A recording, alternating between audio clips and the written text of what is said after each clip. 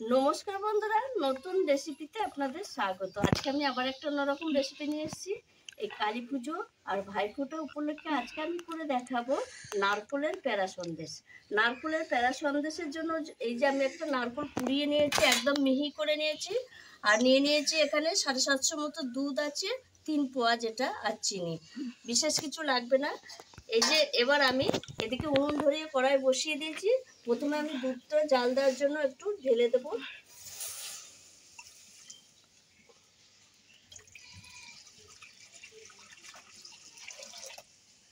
একদম খাঁটি গরুর দুধ নিয়েছি। আর এটা যতক্ষণ না একটু ক্ষীর হবে ততক্ষণ আমি এভাবে জাল দিতে থাকবো। আর এখানে যে নারকোলটা নিয়েছি, এটা আমি নারকোলটা একটু মেপে নেব। নারকোলটা মাপলে তাহলে চিনি দিয়ে মেখে রাখার সুবিধাটা হয় ভালো।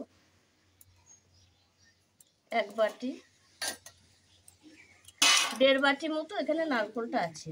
তাহলে তার জন্য আমাকে এখানে 1 বাটি চিনি নিয়ে নিতে হবে।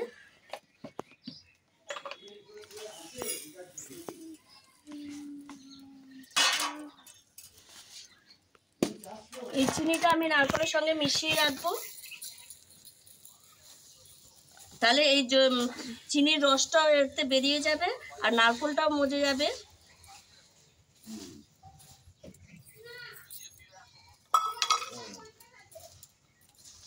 এটা আমি মেখে রেখে দেব। ততক্ষণে আমি দুধটা ভালো করে ঘন করে ক্ষীর করে জাল দিয়ে নেবো। প্যারা সন্দেশের এই পদ্ধতিটা হচ্ছে দুধটাকে ক্ষীর করে জাল দিয়ে নেওয়া। আর এবার আমি এটা ঢাকা দিয়ে রেখে দেবো। নারকোল আর চিনি মাখিয়ে রেখেছি। এবার এই দুধটা আমি একদম ক্ষীর করে জাল দিয়ে দেবো। এই দেখুন বন্ধুরা, ক্ষীরটা হয়ে গেছে, দুধটা মরে এই দেখুন এইভাবে ক্ষীরটা হয়ে গেছে, দেখেই বুঝতে পারছেন। এবার আমি নারকোলের যে চিনি মিশিয়ে রেখেছিলাম, এই নারকোলটা এবার এর সঙ্গে দিয়ে দেবো।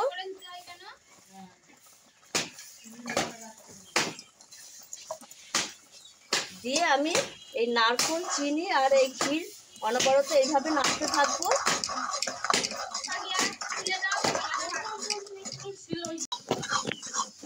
এই দেখুন বন্ধুরা, নারকোল আর চিনি দিয়ে আমি এই ক্ষীরের সঙ্গে এইভাবে নাড়তে থাকি।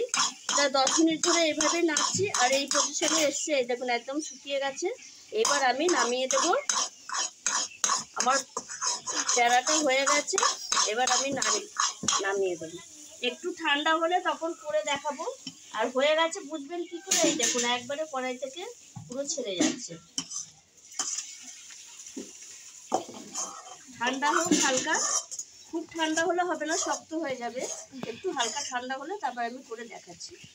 এই দেখুন বন্ধুরা, হালকা ঠান্ডা হয়ে গেছে। এবার আমি হাতে একটু ঘি মাখিয়ে নেব। এই প্যারাটা করার সময় আপনারা এলাচ গুঁড়ো দিতে পারেন, কিন্তু আমি দিইনি। ঘিটা হাতে মাখিয়ে নেব। এই দেখুন বন্ধুরা, এইভাবে আমি এরকম একটু গোল করে নেব। দিয়ে এইভাবে এই যে আঙুলের সাহায্যে এরকম চ্যাপটা করে নেব। এইভাবে আমি প্যারাকোটা সব করে নেব। এই দেখুন বন্ধুরা, নারকোলের প্যারা সন্দেশ আমার সব হয়ে গেছে।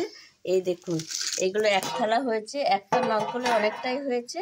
আর এই দেখুন কত সুন্দর হয়েছে সন্দেশগুলো, দেখলেই বুঝতে পারবেন। এইভাবে নারকোলের প্যারা সন্দেশ করে আপনারা ঠাকুরকেও দিতে পারবেন। আর এটা ভাইদেরও থালায় দিতে পারবেন, ভাইরাও খুশি হয়ে যাবে। আর এইভাবে একবার প্যারা সন্দেশ বাড়িতে নারকোলের প্যারা সন্দেশ করে খাবেন, খুব ভালো লাগবে। আর আমার এই ভিডিওটি যদি আপনাদের ভালো লেগে থাকে তাহলে লাইক করবেন, শেয়ার করবেন, সাবস্ক্রাইব করবেন। আবার দেখাবে আগামী ভিডিও। টাটা।